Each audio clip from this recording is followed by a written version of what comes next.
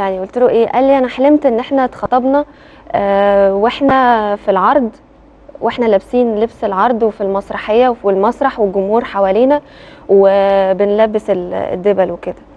فقعدت اضحك طبعا، قلت له ايه اللي انت بتقوله ده؟ يعني ايه هنعمل خطوبه على المسرح؟ هنعمل خطوبه ازاي على المسرح يعني؟ قال لي مش عارف، هو ده الحلم اللي انا حلمته. وكان دكتور يحيى كان هو برضو معانا على المسرح، وكاست المسرح كله كان موجود، واحنا لابسين لبس الشخصيه.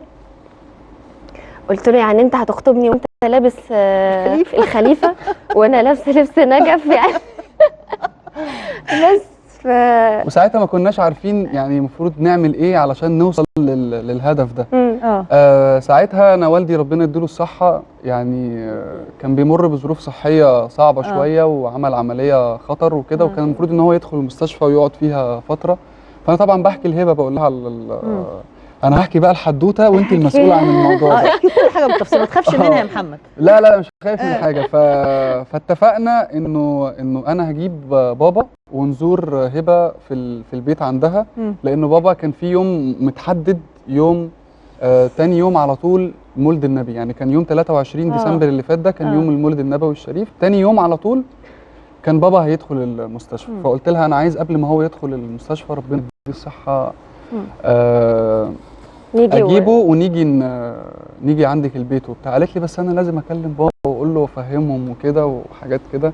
قلت لها احنا بس نسيبها بظروفها ونشوف. بقى تاني يوم انا قلت لها الموضوع ده حصل ظرف طارئ شويه، انه عم هبه عمها الكبير توفى. لا حول ولا قوه فما بقناش عارفين احنا المفروض نروح اليوم ده ولا ما نروحش. المهم ان انا قلت لها انا هجيب بابا ونيجي نعزي. فالموضوع اصبح انه عزا مصلحه وخلاص. الموضوع اصبح انه هو عزا مش قرايه فاتحه. هو هيجيب بابا ويجي خلاص.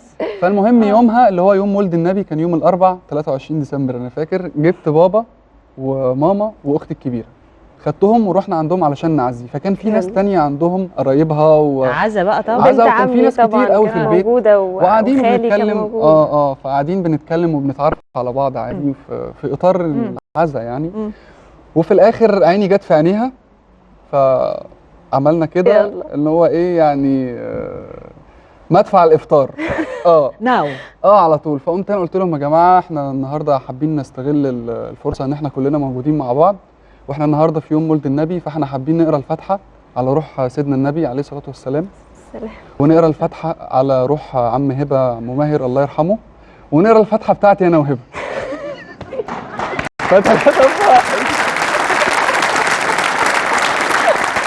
فاللي عايز يقرا الفاتحه، اللي عايز يقرا الفاتحه للنبي عليه الصلاه والسلام هيقراها، اللي عايز يقرا الفاتحه لعم هبه هيقراها، اللي عايز يقرا الفاتحه بتاعتي انا وهبه. لا المشكله بقى ان انا ابويا بلم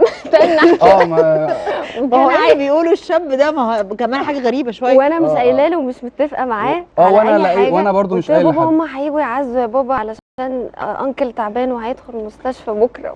المهم ان احنا نيجي ونتقابل يعني. فطبعا يعني دلوقتي في سيدنا محمد عليه الصلاه والسلام وفي عمها الله يرحمه وفي الفاتحه بتاعتي انا وهي، فالطبيعي انه لازم هتتقري الفاتحه، يعني مش معقول مش هنقرا الفاتحه يعني لازم هتتقري. المهم اتقرت الفاتحه وبعد كده لا يعني معلش، وهم اللي موجودين كده انساقوا ورا المكيده اللي عملها محمد وقروا الفاتحه من غير ما يتكلموا، كله سكت محدش يتكلم خالص. كان في لحظه صمت وصدمه وكل راح بلد جديد وبعدين هم مش فاهمين بيعملوا ايه. وبعدين قرينا الفاتحه، وبعد ما الفاتحه خلصت كله بقى يقول مبروك بقى، ما حدش قال عليه الصلاه والسلام ولا حد قال الله يرحمه عليه افضل الصلاه عليه الصلاه والسلام. ايوه عليه افضل الصلاه والسلام والله يرحمه ويحسن اليه. وقريتوا الفاتحه يوم ولد النبي. طيب وبقى عايزين بقى تدبروا موضوع الخطوبه في المسرح القومي اللي هو لسه